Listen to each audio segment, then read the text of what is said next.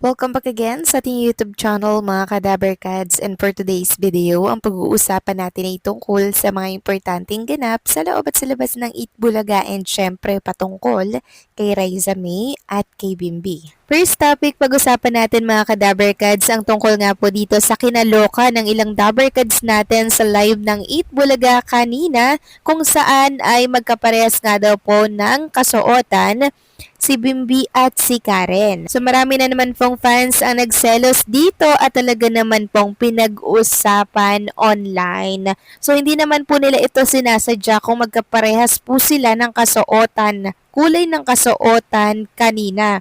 Normal lang po talagang nangyayari yan sa magkatrabaho. Pero hindi ibig sabihin nun mga Kadaberkads sa nag-usap sila na ganito yung susuotin nila ngayong araw. Kaya sana po wag na nating binibigyan ng kahulugan ang mga napapanood natin sa telebisyon kahit na damit lang yan mga Kadaberkads. Napakasimple lang yan. Enjoy na lang kasi natin yung panonood ng Itbulaga.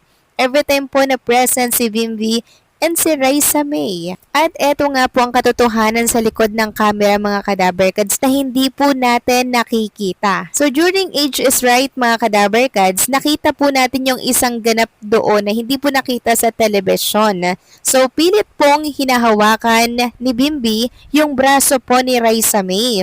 Habang si Raisa May naman ay nakahawak po yung kanyang kamay sa kanyang bewang. Pero yung kamay ni Bimbi pilit pong sinisiksik sa braso ni Raisa May para mahawakan po ito. Parang gusto nga pong makipag-holding hands dito ni Bimbi eh. At eto pa ang malala mga Kadaberkads. During GB5, nakaupo po si Raisa at Bimbi sa talagang tambayan po nila. Sa harapan po yan ng Pedro Band at nagkukulitan po sila dito. Nariyan nga po yung tinititigan po ni Bimbi si Raisa May tapos dinidikit niya po yung kanyang mukha sa face po ni Raisa May at nakanganga pa nga po dyan si Bimbi. Samantalang si Raisa May, kalmado lamang po mga Kadaberkads sa ginagawa pong kakulitan ni Bimbi po sa kanya. Sobrang sweet talaga nila mga Kadaberkads. Ito po yung hindi natin nakikita mismo sa telebisyon. Pero mabuti na lamang talaga, no?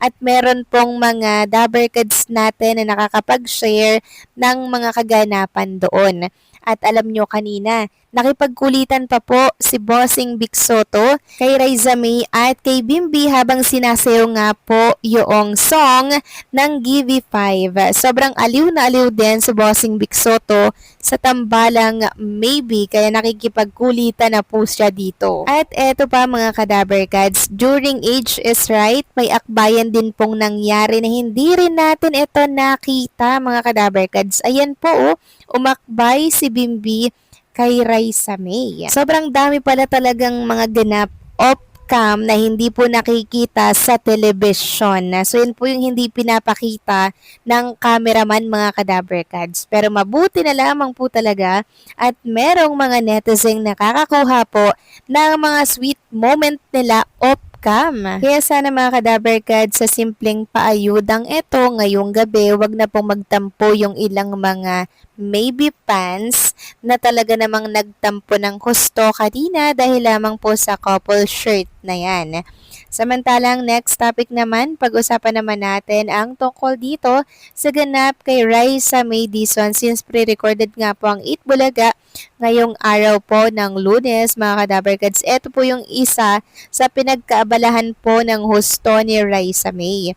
So naglinis po siya mga Kadaberkads ng lagayan po ng mga plato nila. So binabrush po nila mga Kadaberkads yung lagayan po ng kutsara, plato, ayan kung yung mapapansin. Talagang nag-aaral na po siyang maglinis dito mga Kadaberkads. Sabi nga ng ilang mga netizen, prepare na daw po ni Raisa May Dizon mga Kadaberkads matuto para kung sakaling nga pong maging housewife siya ni Bimbi, abay marunong na nga naman sa gawaing bahay. At eto pa ang napansin ng ilang mga Daberkads natin sa pajamang suot po ni Raisa May. Yung print po nito na kung saan ay mukha po ito ni Miles Ocampo. Ayon nga si Daberkads, sa sobrang close ng dalawa, talagang love na rin po ni Raisa May si Miles. Samantalang next topic naman, pag-usapan naman natin itong ginawang pagtulong na naman po ng Team Raisa na kahit maulan, mabaha po sa iba't ibang panig po dyan sa Manila,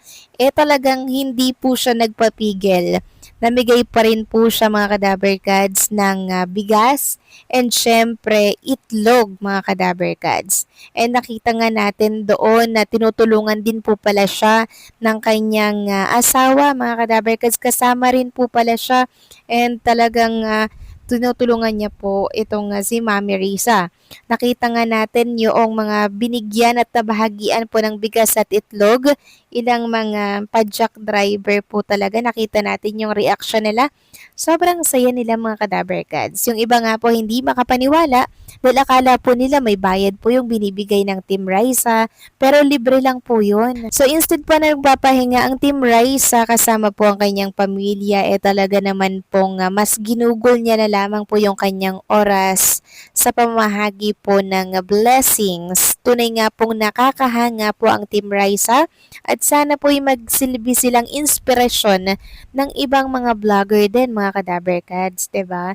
Para maengganyo din po na mag-share sila sa talagang nangangailangan katulad po ng mga kapwa po natin na nakatira po sa mga lansangan, 'di ba, na kailangan po ng tulong. Diyan po talaga naantig ang puso ng Team Raisa kasi alam po ng Team Raisa yung pakiramdam po ng walang-wala mga kadaberkads. Kaya sana po'y mas pagpalain pa po ang Team Raisa para mas marami po nilang ma-share the blessings sa kanilang kapwa. Ayon nga po sa isang netizen, ito talaga na mag-ina ang dapat isupport kahit hindi masyadong malaki ang kita pero talagang nag-share talaga sila ng blessings. Kaya Team Raisa, kayo talaga ang may mabubuting puso na talaga si Lord ay sumasama sa inyong pamilya. Lord, ingatan mo po ang pamilyang ito at gamitin mo po silang ehemplo sa mga taong nagtitipon lang ng kayamanan. Sa bandang huli, iwan lang din naman nila. Kaya sana daan itong pamilya na to, hindi pumipili ng dapat nilang bigyan. Basta makikita lang nila at nagsisika para mabuhay, binibigyan talaga nila kahit sa konti nilang makakaya ng Team Raisa. Kaya Lord, sana marami pang biyayang ibigay mo po sa kanila at marami silang natutulungan. So yes, mga kadaberkads, no? Ang Team Raisa po sana ay magsilbing ehemplo or huwaran pa ng mga katulad po nilang vlogger, mga kadaberkads. Lalo na po yung may malalaking kita. Sana gayahin po ang Team Raisa, no? Para mag-share din po sa mga nangangailangan, lalo na po yung mga kababayan natin na talagang naghihirap at kailangan po ng tulong. Kaya kudos sa Team Raisa at sana po'y lumawak pa mga kadaberkads ang sakop ng mga viewers nila para mas marami po syempre ang ma-inspire sa ginagawa po ng Team Raisa. So kayo ba mga kadaberkads, agree ba kayo dito? Please comment down below.